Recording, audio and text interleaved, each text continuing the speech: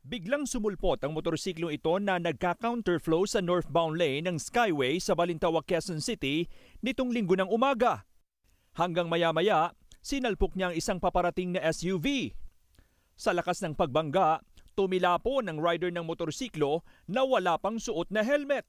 Ayon sa pamunuan ng Skyway Corporation, lumalabas sa inisyal na investigasyon na nakainom ang rider nang mangyari ang aksidente. Hindi rin pasok sa pinapayagang engine displacement ang bumanggang motorsiklo na napagalamang 150cc lang. Nadala pa sa ospital ang rider pero pumanaw din kalaunan. Sabi ng HPG, iniurong man ng kaanak ng nasawing motorcycle rider ang reklamo laban sa driver ng SUV, itinuloy pa rin nila ang pagsasampa ng reklamong reckless imprudence resulting in homicide and damage to property. Sa batas po natin, pag may namatay po sa isang insidente, obligado po kami as a police officer na i-file po yung kaso. Bahala na nila ang piskalyang magdesisyon sa reklamo laban dito. Guys, ito na naman tayo, isa na namang hindi magandang pangyayari na naganap sa Skyway, Unang-una po, nakikiramay po ako doon sa pamilya nung namatay na rider, Kami po ay taos-puso nakikiramay at ang aming pong panalangin ay nasa sa inyo.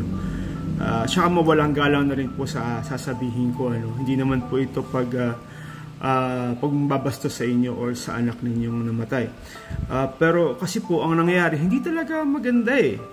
Kasi sa batas po natin, ang nag-uugat itong problema. Kasi po nito, ang nangyari, ayon po sa report, sasampahan po nila ng kasong reckless imprudence resulting to homicide. So yung driver po, yung kawawang driver ng SUV, magkakaroon ng kasong homicide. Ay hindi ho basta-basta yan, maski sabihin mong wala kang kasalanan, maski sabihin mong hindi ka makonvict, yun lang po, makasuhan ka lang ng homicide, parang asakit naman sa dibdib, di ba? Siguro dapat yung mga congressman natin, mga senador natin na wala namang ginagawa kundi mag-grandstanding at magpasikat sa mga hearing na kung ano-anong wala namang kwenta, dapat itong mga batas ang ayusin nila, di ba? Ito nangyari, itong rider po, nakita nyo naman sa report, counterflow, lasing, nakabangga na ibang sasakyan, namatay. Yung binangga pa niya, yung pamakasuhan ng homicide. Bakit po? Kasi daw sabi ng pulis, kapag may namatay, dapat may makasuhan. Hindi naman po yata tama yun, di ba? Di sana yung mga nag-suicide, kasuhan din ang magulang o ang asawa o kung sino man ang pinakamalapit nila kamag-anak. Kasi wala akong pinagkaiba yun Parang thrill-seeking ho yung nangyari. Mag-counterflow ka ba naman sa NLEX sa Skyway, di ba? O siya nagkataon, naka-aksidente, nandamay pa na ibang tao.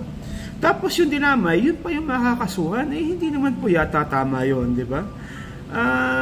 Dapat ito ang mga batas na ayusin ng ating mga mambabatas, mga congressman, tsaka senador.